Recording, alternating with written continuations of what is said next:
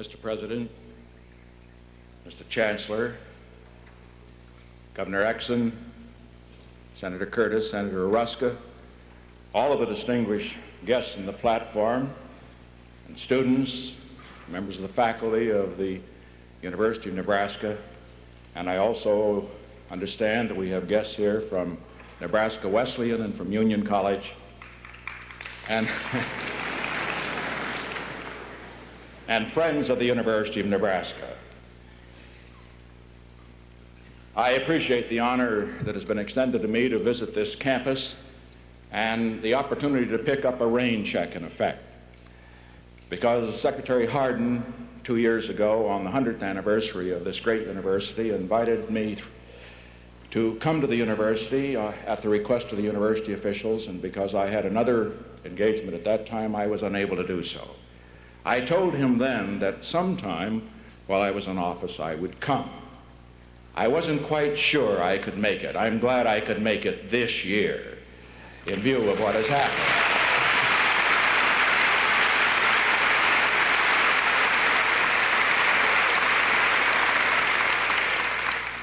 And that allows me, before making this award, to tell a little story. You will recall that from time to time, because I am somewhat of a football fan, that I have called football coaches or captains after a great victory in a significant game. And I read a story in one of the Nebraska papers to the effect that immediately after the Orange Bowl game, some of the team were gathered around the phone waiting for the call from the White House. It never got through. As a matter of fact, I was not able to make the call because while I had seen the last quarter of the game, which was very exciting, wasn't that something, that last quarter? But in any event,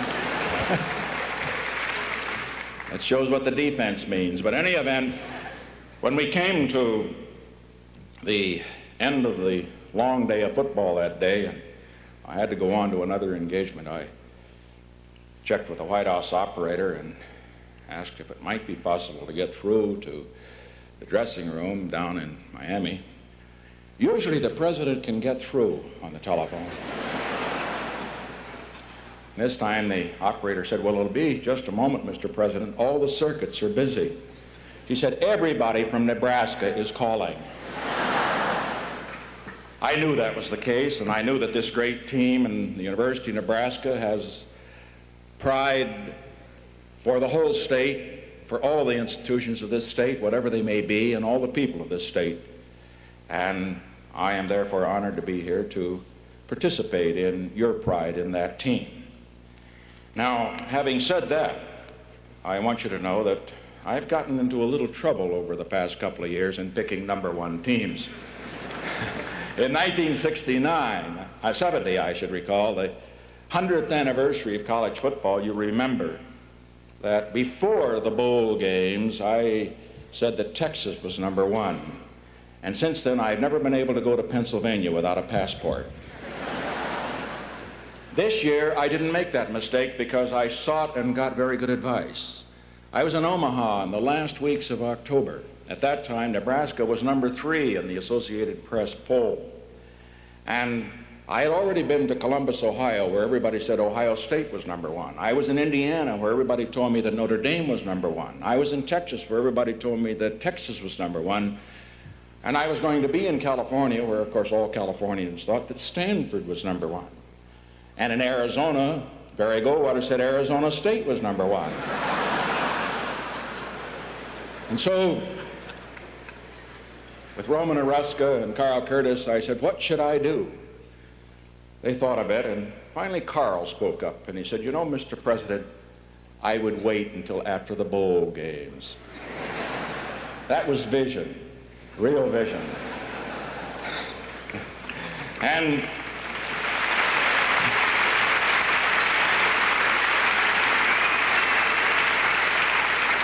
so in this year of football, a year of many great teams, a year in which many can perhaps rightfully claim to be #1, to come to Nebraska, a great university, clearly apart from its great records in field of athletics, to come here to the only major college team that was undefeated, and to make an award is something that I'm very proud to do.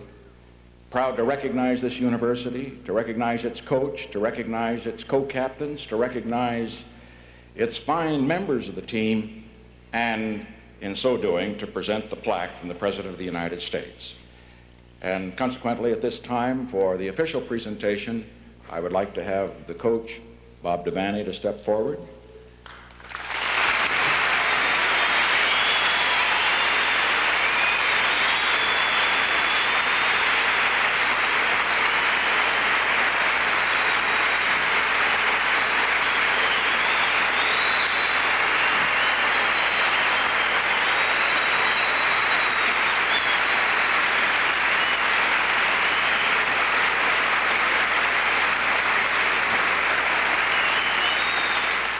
You ought to run for something in this state.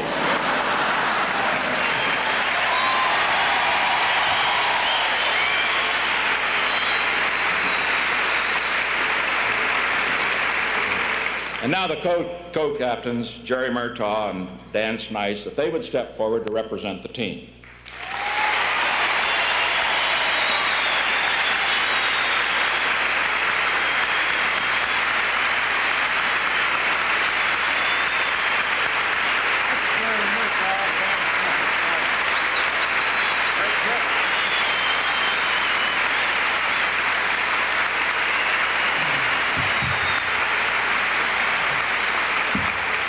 I shall now read the plaque, which I think I understand will be put in one of the lockers. But in any event, the plaque's wording is as follows. The University of Nebraska 1970 football team, champions of the Big 8 Conference, victor in the 1971 Orange Bowl, and picked by the Associated Press #1 team of the nation.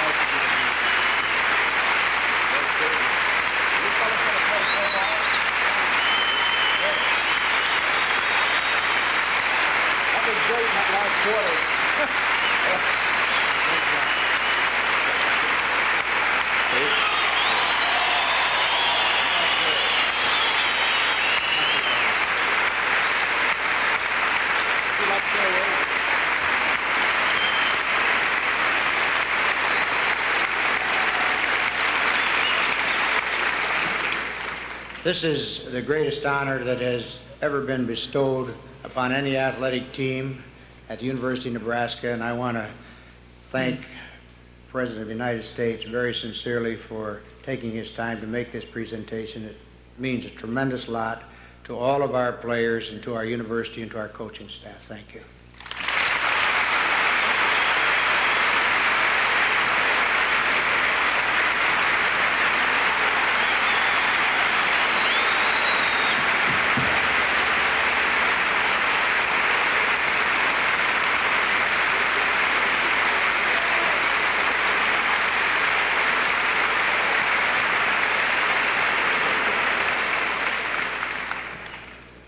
And now if I could come to the other part of my assignment, as was pointed out by your president a moment ago, I wanted to use this opportunity to address a great student body of this university and your guests about some of the problems we have in this nation, common problems for younger people and older people as well. And in beginning my remarks, it's quite clear from the feeling in this audience that this is a very exciting time for this university. You're beginning the second 100 years of a very great tradition, and you're beginning it as champions.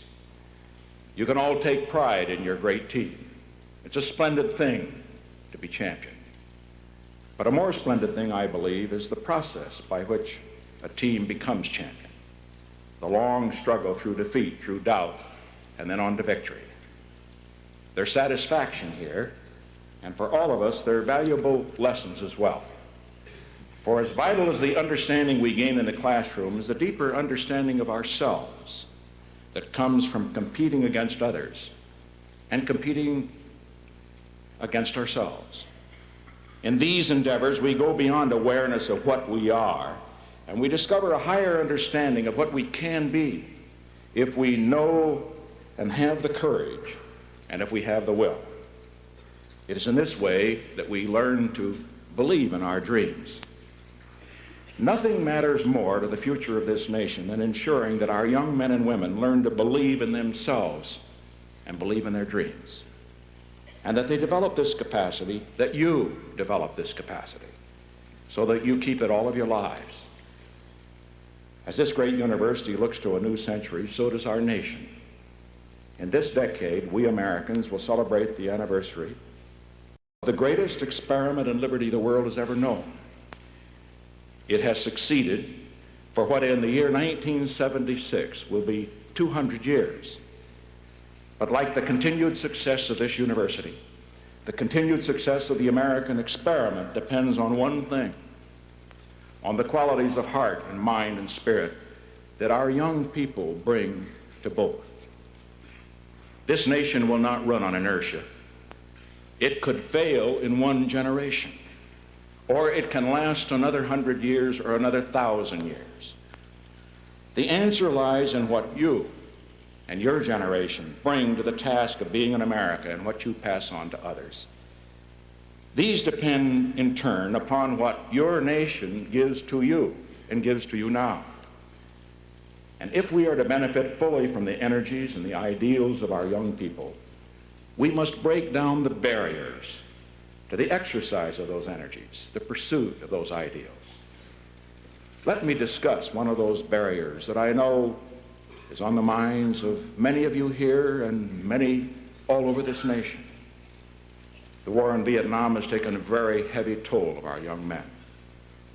This administration has no higher priority than to end that war, but to end it in a way that we will have a lasting peace. For one thing, I want to end it because this nation has positive priorities right here at home that young men and women now occupied in war could turn their hands to in peace. Beyond this, I have some very personal reasons that I would like to end it. Every week, as President of the United States, I write letters to the parents and the wives, or even sometimes the children, of men who have given their lives in Vietnam. It's no comfort to me that when I came into office, I wrote 300 of those letters a week, and that this week I will write 27. One is too many. These were precious human lives, and what they might have brought to America in peace, no one will ever know. But there would have been poets among them, and doctors, and teachers, and farmers. There would have been builders of America. I want nothing in the world so much as to be able to stop writing those letters. I know you realize, you who have studied history, that every American generation in this century has known war. I want yours to be the first generation in this century to enjoy a full generation of peace.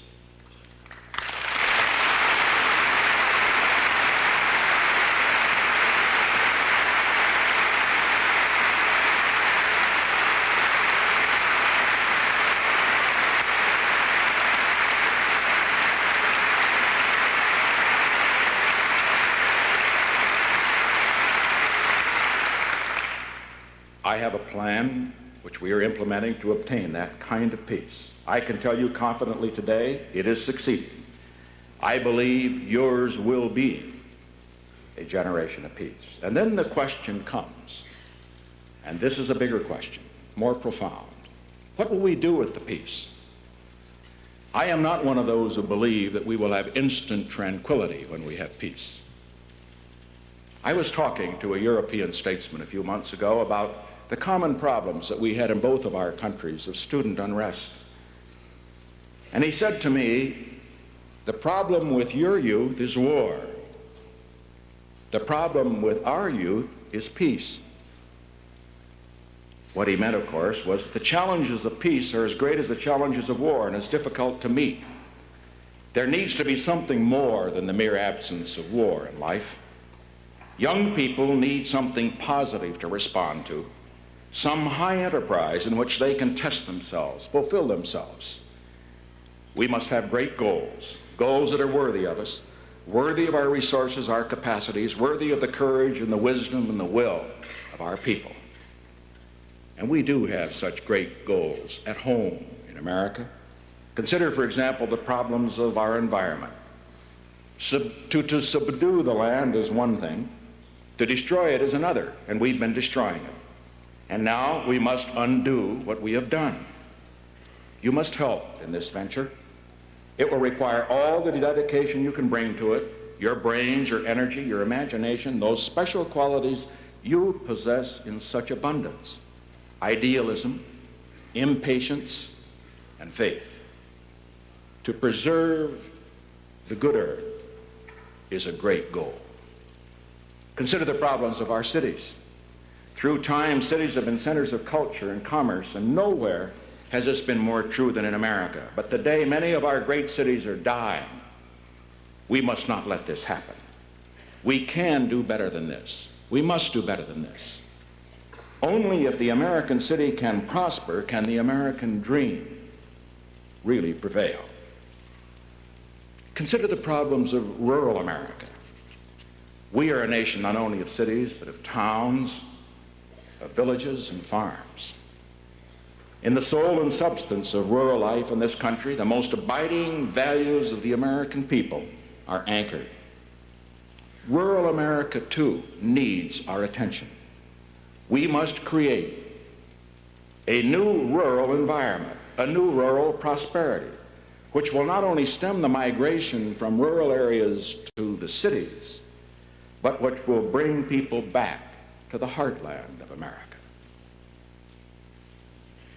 Consider the problems of overpopulation, the problems of education, the problems brought about by technology, the problems of achieving full and equal opportunity for all of our people, of health, the problems of prosperity itself, of poverty in a land of plenty. Those are just a few of the challenges that face us.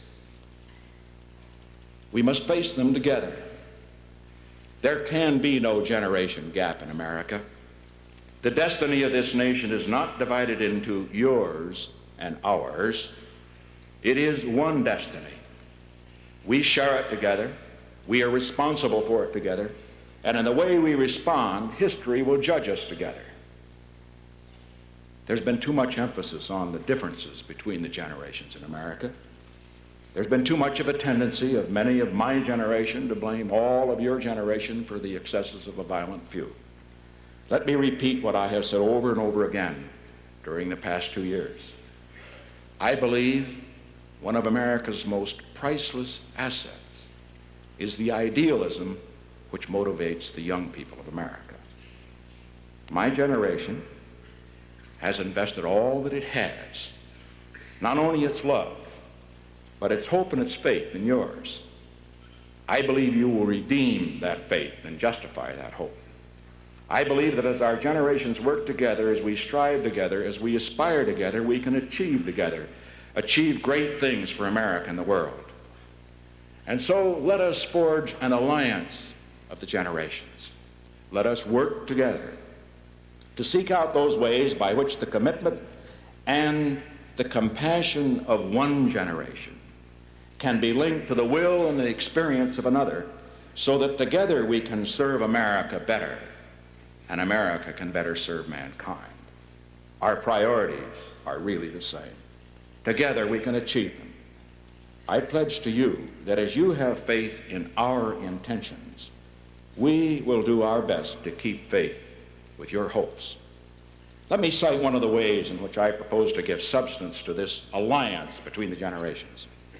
One thing government must do is to find more effective ways of enlisting the dedication and idealism of those young Americans who want to serve their fellow man.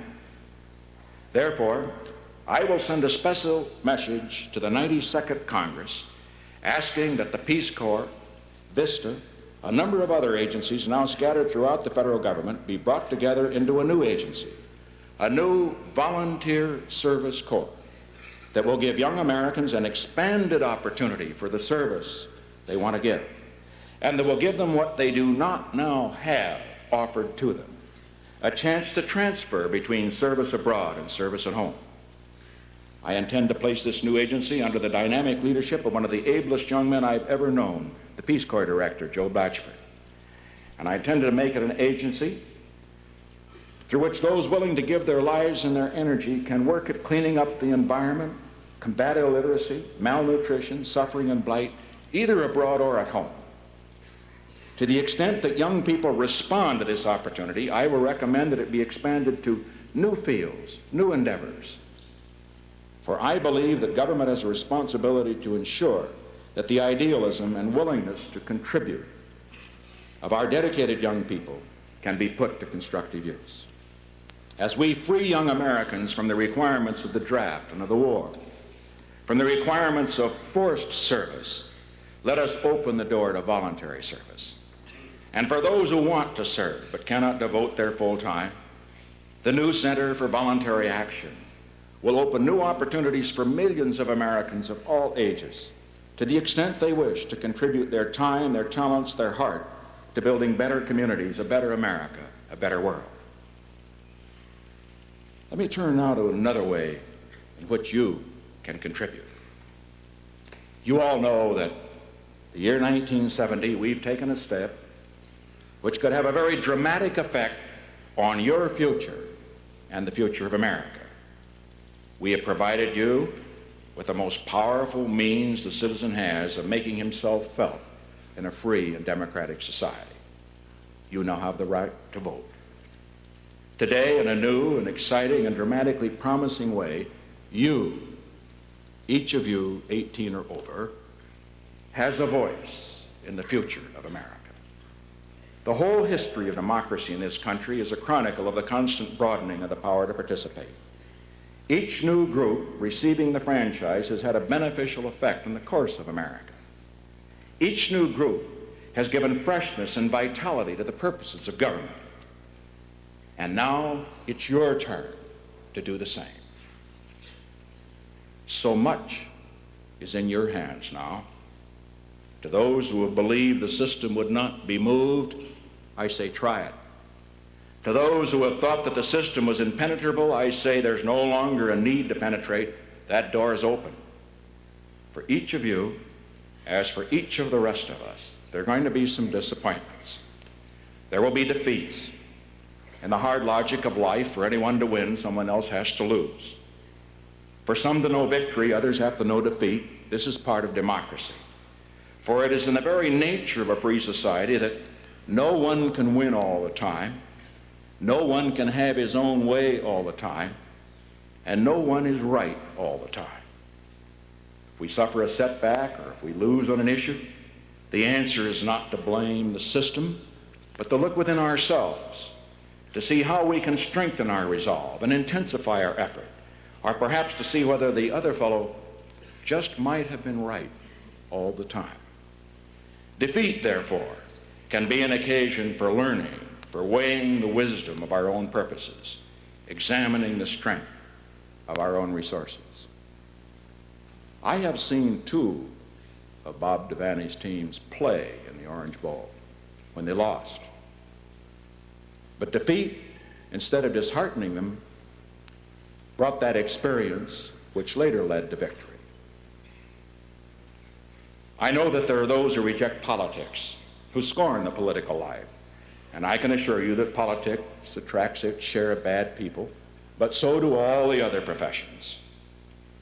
This does not reflect on the political system, for politics is a process, not an end in itself, and the process can be as good or as bad as the people that are part of it.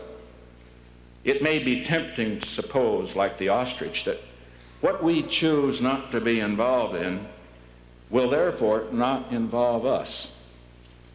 But we cannot make a separate peace. Not one of us can.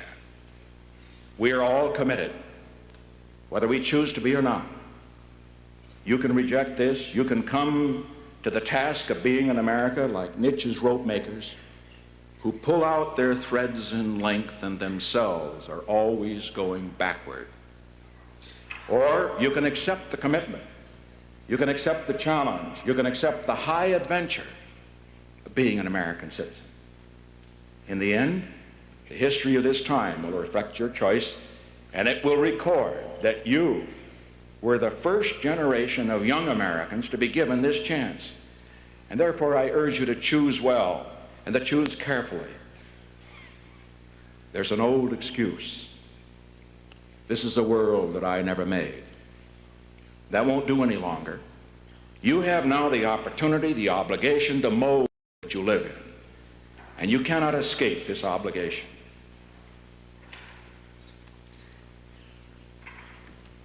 There is a story of an old and very wise teacher in early Athens.